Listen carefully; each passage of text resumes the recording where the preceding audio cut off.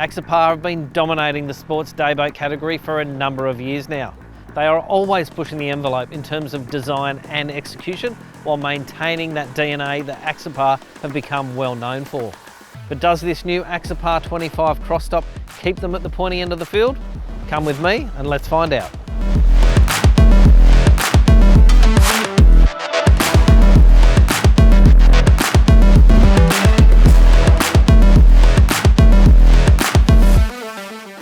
The new Axopar 25 crosstop is an evolution of the previously launched Axopar 22. The 25 borrows some of the elements we first saw on the 22, such as optional seating arrangements in the cockpit and the same sporty hull design featuring scallop sides and sports car angles. While the 22 is a flat-out dayboat, the bigger dimensions of the 25 take the platform into new territory, delivering a classy cuddy cabin with sporty handling, all the while importantly being fully trailable and therefore incredibly versatile. The beam on this boat is 2.23 metres and that puts it well within legal towing limits. Most states mandate a maximum of 2.5 metres on the trailer, and that means this boat will comfortably fit inside that without the need for oversized signs or an extra large car. In fact, you could tow this boat very easily with any dual cab ute on the market. Now that beam measurement may sound slim, but as you can see, there is plenty of room here. With careful design, the Axopar team have created more space than you will ever want or need for any family and friends. Like most European day boats, this boat is equipped with several zones for you to relax with family and friends and really enjoy that Australian weather. At the bow, we've got a sun lounge, perfect for 2 people, and an ample walkway push to port. In fact, that walkway creates more space for the cabin below. We'll talk about that a little bit later. I do like the attractive bar work up here. That's available standard in black, and it looks like it complements the curve of the gunnel beautifully. This is the perfect spot to sit back, use the backrest, or even lay down and pop your head on it and really enjoy a little bit of sunshine.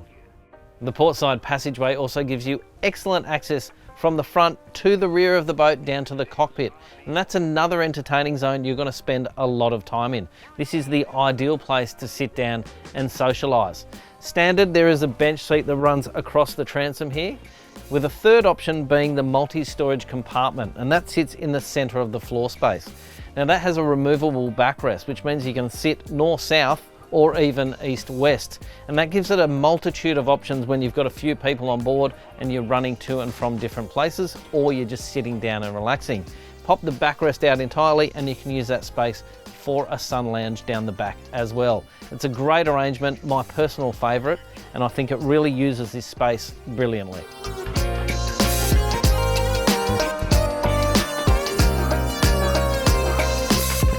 What Axopar really do well is to make sure that every inch of their boat is entirely usable. And to that end, they've created a little walkway that runs across the transom here, which means that I can get to either swim platform depending on which area I want to jump into the water from.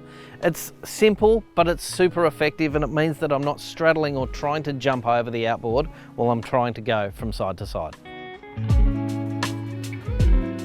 This boat is all about socialising, entertaining and adventure, and you're going to have a lot of people on board from time to time, and when you're stationary they're going to want to move from side to side.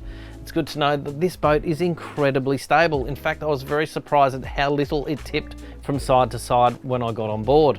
And the reason for that is that the hull runs all the way to the stern of the craft. You're not stepping onto a platform that overhangs, it's actually built into the hull. And for that reason, you're stepping onto buoyancy immediately as you get on board. The usability shines throughout every aspect of this particular boat. Now this is the standard seating arrangement for the Helm, but if you do want a sink and a fridge, they are located beneath these 2 seats, both of which fold forward to give you access to a sink and a fridge. The cabin is pushed to the starboard side, giving you plenty of width down below. The finish here is clean, but it's executed with the precision that you would expect from a market-leading European dayboat brand in Australia.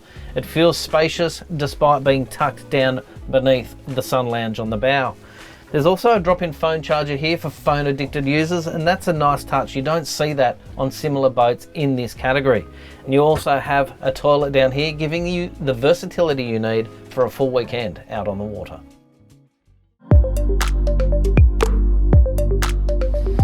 The helm position is pushed a little left of centre on this boat, and that is to allow for a walkway down into the cabin. It is still an excellent driving position. Gives me good visibility all the way to the nose of the boat, all the way behind us and out either side. I'm protected overhead by T-top. There is some bar work that I need to look past, but it's not intrusive and never in my way. Directly ahead of me, I am protected by a large acrylic windscreen, and that offers excellent protection from wind and spray should you get any on board. I doubt you will. This boat handles like a dream.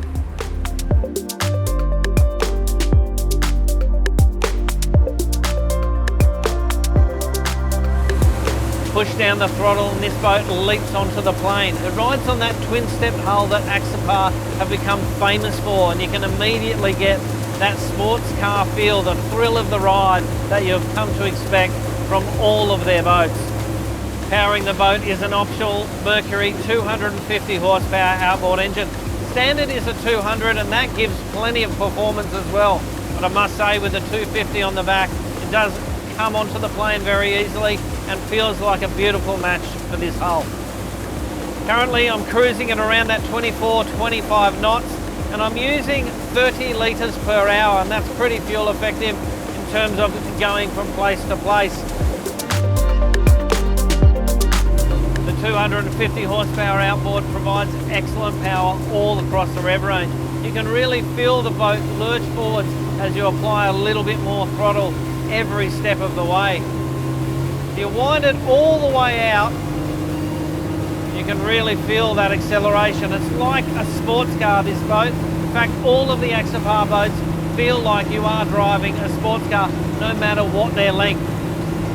Particularly on these shorter boats, the 22 even previously and the 25, the driving itself is a thrill. You're not going to want to step away from the wheel on board this particular boat.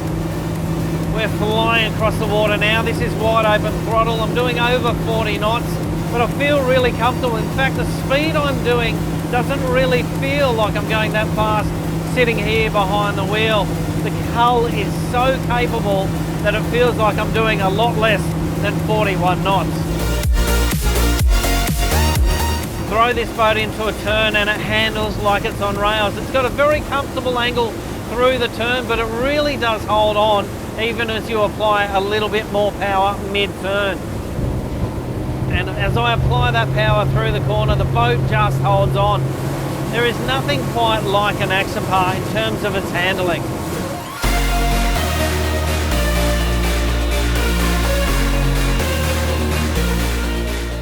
There is no doubt that, like all Axopar boats, the Axopar 25 crosstop is a thrill to drive, but it's the clever combination of design and precise execution that brings this boat home for me. They've found a really difficult to find sweet spot, delivering a towable, sporty day boat with the added bonus of being able to load up, pack up and hit the road to explore distant waterways. This boat will have wide appeal, but it's a smart evolution of what we have come to expect from the Axopar brand. I'm Dom Wiseman for Club Marine TV. I'll see you on the next episode.